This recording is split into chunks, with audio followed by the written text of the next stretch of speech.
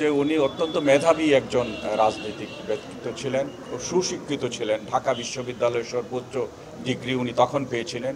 কিন্তু দেশের প্রতি উনার যে মমত্ববোধ, উনি কিন্তু প্রথম ক্যাডার ইয়েতে যেতে পারতেন। উনি মুক্তিযোদ্ধা ছিলেন এবং ওই সময় উনি মাস্টার্স কমপ্লিট করেছিলেন এবং সম্ভবত ফার্স্ট কি সেকেন্ড হয়েছিলেন ইকোনমিক্সে।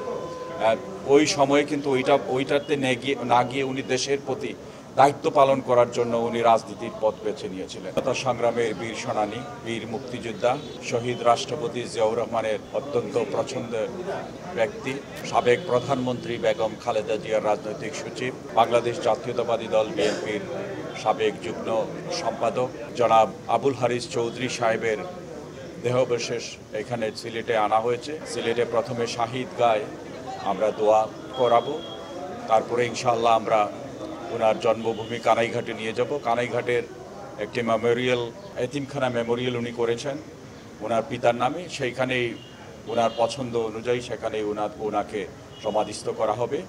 এই ব্যাপারে সবাই সাহায্য করেছেন। আর বিশেষ করে যে রাষ্ট্রীয়ভাবে ওনাকে সম্মান দেওয়া হয়েছে, ফ্যাসিস্ট সরকার ওনার উপর অনেক জুলুম করেছে আপনারা সবাই জানেন, এবং উনি ওই সময় কিন্তু দেশ ছাড়েন নাই।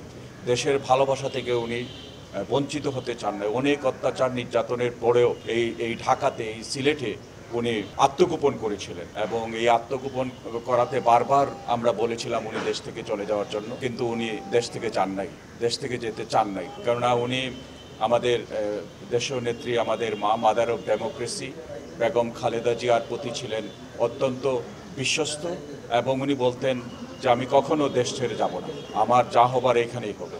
আত্মগোপন করেছিলেন, ওইটা একটা কৌশল ছিল, কিন্তু উনি বিনা চিকিৎসায় কিন্তু উনি মৃত্যুবরণ করেছেন।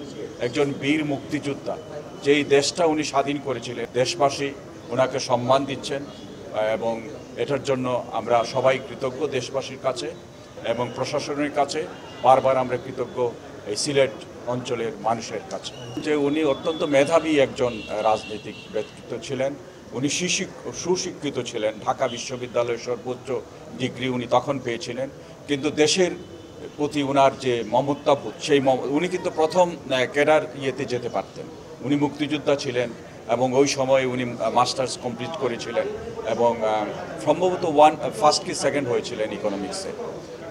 ওই সময়ে কিন্তু ওইটাতে না গিয়ে উনি দেশের প্রতি দায়িত্ব পালন করার জন্য উনি রাজনীতির পথ বেছে নিয়েছিলেন এবং সিলেট অঞ্চলের উন্নয়নের সাথে উনি ওতপ্রোতভাবে জড়িত।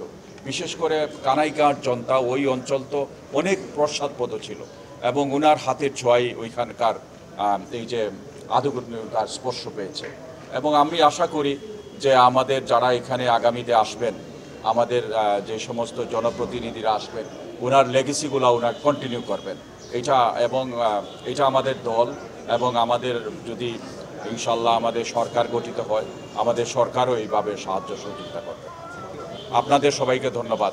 বাবা বীর মুক্তিযোদ্ধা মরহুম আবুল হারিস চৌধুরীর শেষ ইচ্ছা যে তিনি তার প্রাণপ্রিয় সিলেটে ফেরত আসবেন, তার মাতৃভূমি কানাইঘাটে তার দাফন হবে, সেটা পূরণ করার সন্তান হিসেবে যতটুকু করা উচিত সেটা করেছি, সেটা পূরণ করার জন্য চেষ্টা করেছি এবং আমি তার দ্বার প্রান্তে। তার আরও অনেক ইচ্ছা ছিল, এটা আমার জন্য একটা শুরু বলতে পারি। হ্যাঁ, তো তার বাকি ইচ্ছাগুলো পূরণ করাও সন্তান হিসেবে আমার দায়িত্বের মধ্যে পড়ে। তার ওয়াসিয়তগুলো পূরণ করা আমার উপর ফরজ, যে কোনো সন্তানের উপরে সেটা ফরজ। আমি শুধু সেটাই করছি এবং সব সন্তানেরই তাই করা উচিত। আমার আব্বুকে আমি মিস করবই, আমি আসলে খুশি হতে পারছি না, আমি দুঃখিত। আমার দুঃখ, আমার আব্বু নেই আজকে, আমার আব্বুর থাকার কথা ছিল। হয়তোবা দেশের ওই পরিস্থিতি না হলে আমার আব্বু আরও বাঁচতেন। মানসিক প্রেশার, শারীরিকভাবে যে অসুস্থতা, সব কিছুর মধ্যে দিয়ে এভাবে 15টা বছর হারমিটের মতো লাইফ লিড করা, that kind of led to his breakdown of his health too, and it has contributed to breaking down of his of his heart and of his health and everything. So এটা contribute করেছে, তার মৃত্যুকে ত্বরান্বিত করেছে।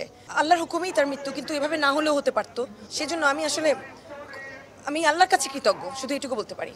আমি যেরকম বাধা সৃষ্টি হচ্ছে, সেরকম আবার বাধা থেকে উত্তরণের জন্যই আবার সেরকম আন্তরিকতাও পাচ্ছি। সো এখানে কোনো কমপ্লেন করার নেই। যারা আন্তরিকতার সাথে এগিয়ে এসেছেন, প্রশাসন এবং পুলিশ প্রশাসনের, তাদের কাছে আমি অশেষ কৃতজ্ঞ এবং তারা এটা যেরকম এই ঘটনা এটা হতো না তাদের সাহায্য ছাড়া, সেরকম যারা এটার মধ্যে বাধা সৃষ্টি করেছেন তারা প্রশাসনেরই লোক, পুলিশ প্রশাসনেরই লোক। এবং একই সাথে এখন কিন্তু অবশেষে যারা ন্যায়ের পক্ষে তাদের জয় হচ্ছে এবং আমি এটুকু পর্যন্ত এসে পৌঁছেছি।